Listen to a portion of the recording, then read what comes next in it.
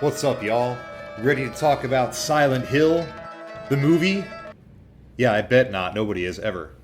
But that's what we're gonna do today, so... sorry. Now, I want to be pretty upfront with everybody here before we start. I've only watched this movie once before now, and I absolutely hated it. I hated it. I hated this movie as much as Roger Ebert hated the movie North. I hated this movie. Hated this movie. Hated it. Yeah, that much. And when I rewatched it just to make this review, I didn't even get through it all the way to the end. I couldn't make myself sit there and do it. I'll spend a considerable amount of time comparing this movie to the game. They're both called Silent Hill, and one is said to be directly inspired by the other. Over the course of the review, hopefully you'll come to understand why I do this. Regardless of whether or not you, the viewer, are a fan of the video game, this movie is just bad on its own merit, and it's also a bad video game adaptation. I know a lot of people talk about how this is like one of the best video game adaptations, but I'm sorry, I'm not on board. Let's talk about why. Let's start with what this movie refers to as a plot. God. Silent Hill the movie opens like this. So far so good, right? Rado looks pretty cute. Got us a nice tracking shot, kind of reminds me of, the camera work in the game.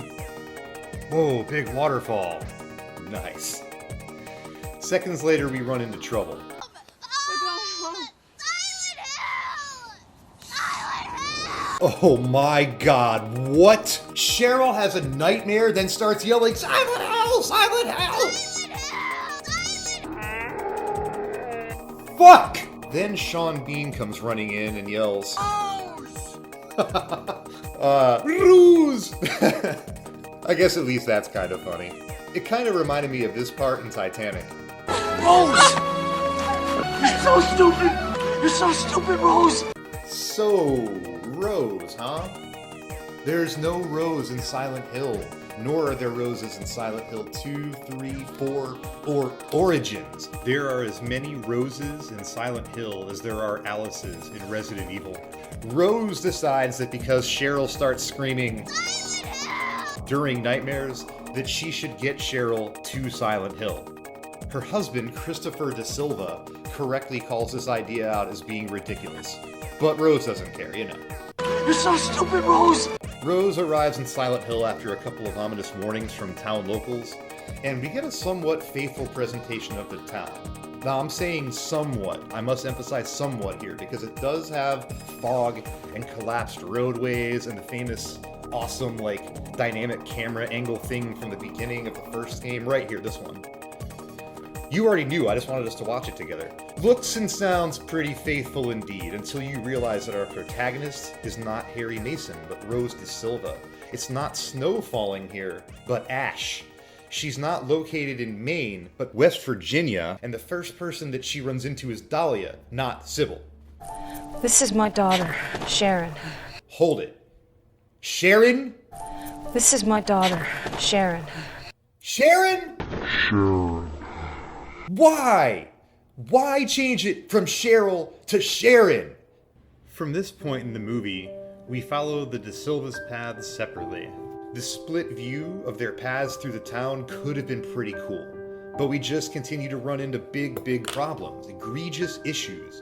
One such issue is the mention of a coal fire that caused the town to be abandoned, causing ash to perpetually rain down on Silent Hill. Ash. This fire and ash aren't from the game. Not in the Fog World, they're not. They're from an actual coal fire in Centralia, Pennsylvania. Google it, it's a real thing, I swear. The writers of this movie used Centralia, Pennsylvania for inspiration. They clearly didn't actually use the game, though. The Fog World in the game contains snow, frozen water, not ash.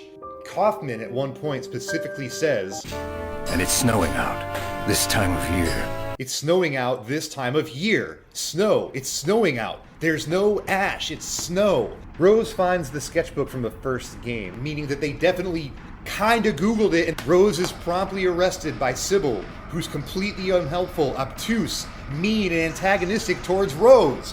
Like how she was in the first game towards Harry! How do you feel? But I'm alright, I guess. Glad to hear it. Where is everybody? I'd tell you if I knew, believe me. Harry Mason. Sybil Bennett. Take this, and hope you don't have to use it. Alright, you know what? I'm gonna leave the rest of the blaring inaccuracies for the cons list, or else we are not gonna make it through the plot.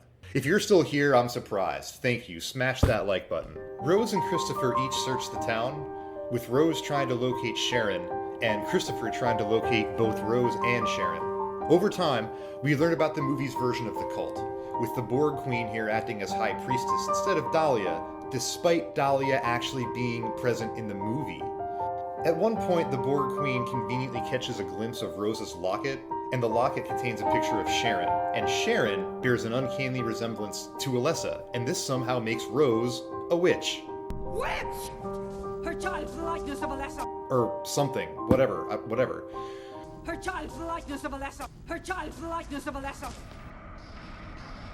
Her child's the likeness of Alessa. Her child's the likeness of Alessa. Rose escapes with Sybil's help, and the cult members beat Sybil with lead pipes. It's really uncomfortable. Asshole-clenchingly uncomfortable, I might even say. And you might think that she was beaten to death, because it's pretty strongly implied.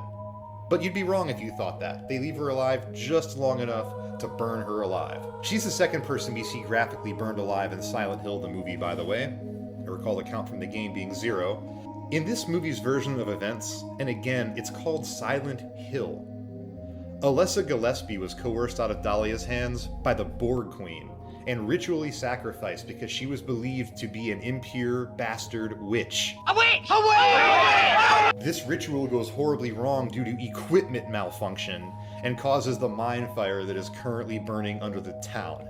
The attempt to rejoin Alessa's split soul is actually initiated by Alessa in the movie, in some kind of a revenge plot. Dahlia is apparently heartbroken by this and seems legitimately surprised that Alessa would want to take revenge against a group of religious zealots that deliberately burned her alive, held her captive for years, and this all follows an assault that the adults in the cult did not protect her from. Anyways, Alessa comes back and there's a bunch of barbed wire everywhere. You wanna know what, man? Fuck this movie. Not finishing it.